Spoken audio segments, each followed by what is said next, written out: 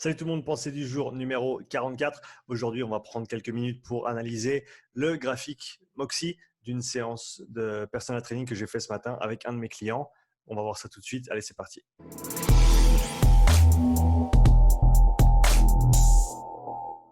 Donc, on a ici le graphique de la séance qu'on a fait ce matin. Donc, d'abord, on va regarder qu'est-ce qu'on a fait durant la séance et ensuite, on va jeter un œil aux tendances sur le graphique pour déterminer ce qui se passait. Alors, pour commencer, on a fait 6 minutes sur la Salt Pike, comme vous le voyez ici. Donc, cette portion ici, c'est le temps qu'il a passé les 6 minutes sur le vélo. Ensuite, on a fait quelques exercices d'échauffement, quelques exercices de stretching dynamique. Ensuite, on a fait un petit peu de travail d'équilibre. Ce client avec qui je travaille veut améliorer son équilibre. Donc, de manière générale, pied gauche, pied droite, monter sur un petit disque. On voit certaines tendances ici qu'on regardera tout à l'heure. Ensuite, on a refait encore un petit peu plus d'échauffement sur l'air bike et on a fait ensuite 1, 2, 3, 4, 5 intervalles sur la Salt Bike, des intervalles courts. Je vous parlerai des détails dans quelques instants. Après, on a fait une récupération entre guillemets active, simplement pour montrer la différence qu'il y a entre une récupération active et une récupération passive. C'est une différence qui est assez conséquente quand même. Ensuite, on est passé sur du travail de renforcement. On avait un travail bas du corps, split squat, qu'on peut très bien voir ici sur le graphique. On a fait 4 séries comme vous le voyez là. Et on avait aussi travail du haut du corps et travail de gainage dans ces périodes de repos ici. Donc ça, c'est pour le contenu de la séance. Donc la première chose qui est intéressante à regarder ici, c'est le niveau d'oxygénation au niveau de son quadriceps droite quand il l'a mis au départ avant l'échauffement, d'accord. Et ensuite regarder à la fin de l'échauffement, avant de commencer les séries d'intervalles sur l'air bike, on voit une nette différence quand même. On est passé de 50 à au-dessus de 75 et donc ça fait quand même une grosse différence en termes d'oxygénation. Donc peut-être un petit détail, mais qui montre quand même l'importance de l'échauffement. Si on veut prendre l'analogie de la batterie, là on pourrait dire que notre batterie elle est remplie à 50%. Et après, plus on va avoir d'oxygène disponible, plus on va pouvoir fournir un effort intense et long. Et donc, on voit très bien que si on commençait nos intervalles ici, on n'aurait pas très loin à aller avant de devoir s'arrêter ici. On voit le seuil de performance qui est assez constant ici au travers de la séance, que ce soit sur les intervalles ou sur les séries de split squat. Et donc ça, c'est une des choses dont on va parler dans quelques instants.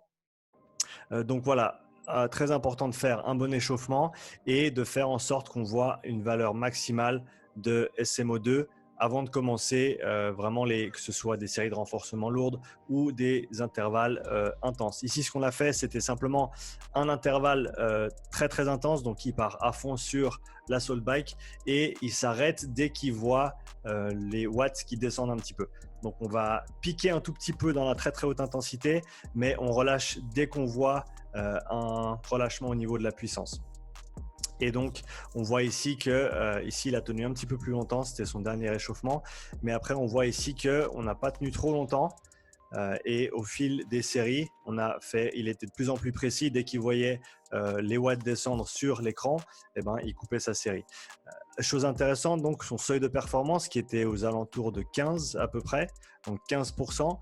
Qu'est-ce que ça nous dit? Ça nous dit qu'il y a un potentiel de développement ici au niveau de sa capacité à utiliser l'oxygène.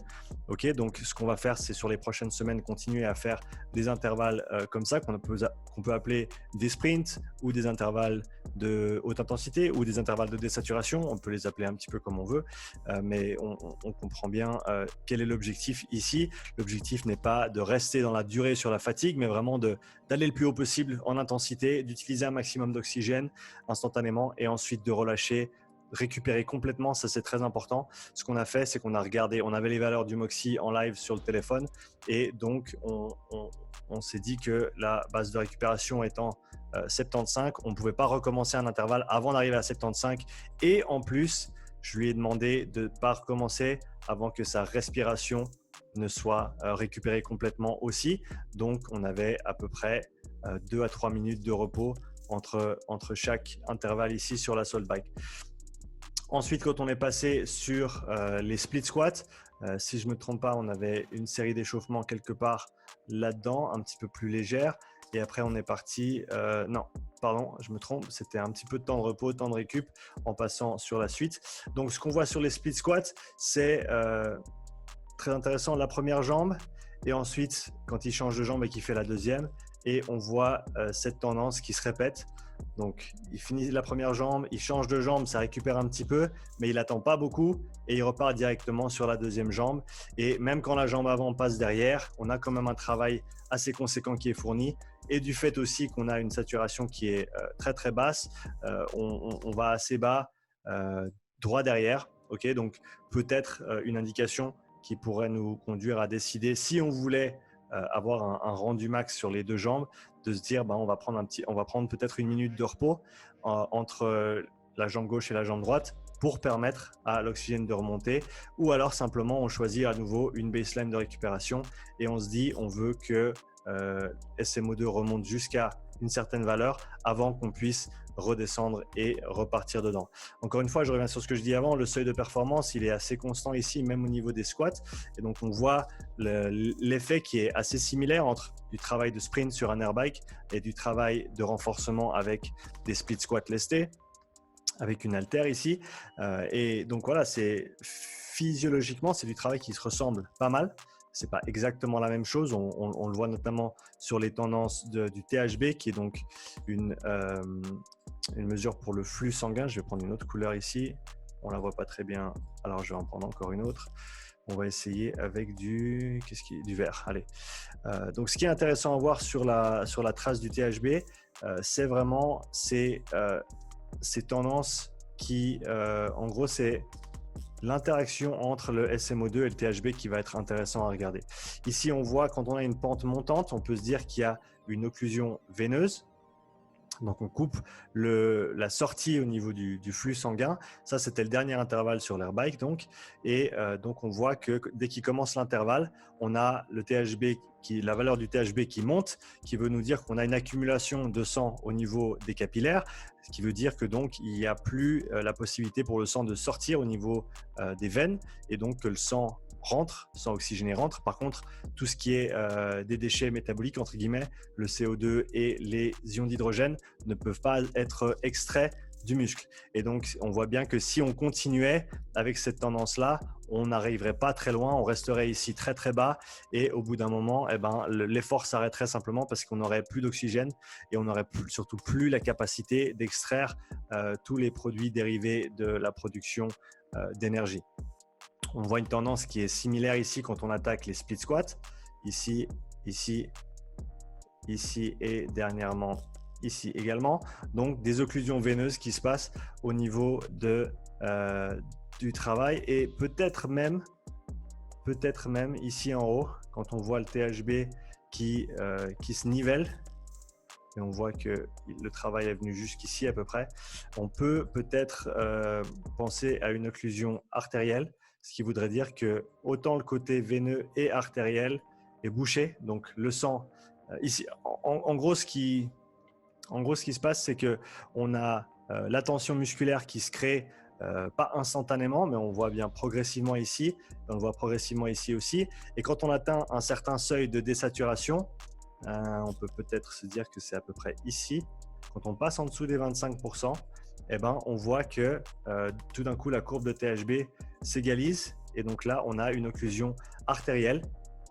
Et donc, on n'a plus de sang qui rentre, plus de sang qui sort, dû au fait que de la tension qu'on crée au niveau du muscle. Voilà, donc ça, c'est un petit peu toutes les observations que je peux faire sur ce graphique sans aller dans trop de détails. Donc, ce qui est intéressant vraiment, c'est on va garder le MOXIE sur les séances suivantes. On va continuer à faire nos intervalles de désaturation pour voir si on arrive, déjà à répéter ces efforts jusqu'au seuil de performance de manière régulière et aussi est-ce qu'on arrive potentiellement à descendre un petit peu plus au niveau du seuil de performance. L'analogie qu'on peut utiliser, c'est celle de la batterie. Ici, il nous reste un petit peu de jus dans la batterie. On n'a pas réussi à l'utiliser encore simplement parce qu'il n'a pas la possibilité de le faire au niveau physiologique. Et donc, on va entraîner cette capacité-là pour lui permettre d'aller un petit peu plus loin dans l'effort, potentiellement aller un petit peu plus longtemps ou alors un petit peu plus fort de manière instantanée. J'ai noté les watts qu'il a pu taper aujourd'hui sur 2 ou 3 de ses intervalles. Il était au-dessus de 800 watts. Je suis désolé pour mon orthographe exécrable avec la souris, mais c'est pas grave. Donc, il est passé 800 watts et donc on verra au cours des semaines si on arrive, en répétant ce protocole, à faire en sorte que 1, on voit plus de watts et 2, on voit un seuil de performance qui descend un petit peu plus bas et voir après si ça se transfère également sur le travail de renforcement et ce qu'on va pouvoir voir ici. Voilà, c'est tout pour aujourd'hui. Si vous avez des questions, n'hésitez pas, comme d'habitude, à les laisser en commentaire sous la vidéo. Je me ferai un plaisir d'y répondre et je reviendrai plus tard dans les mois qui viennent quand on va continuer ces séances avec mon client et je reviendrai avec des résultats dans les mois qui viennent, une nouvelle analyse du graphique pour voir les modifications qu'on a pu faire au niveau de sa capacité à extraire l'énergie, récupérer et produire de la puissance et de la force également. Allez, ciao!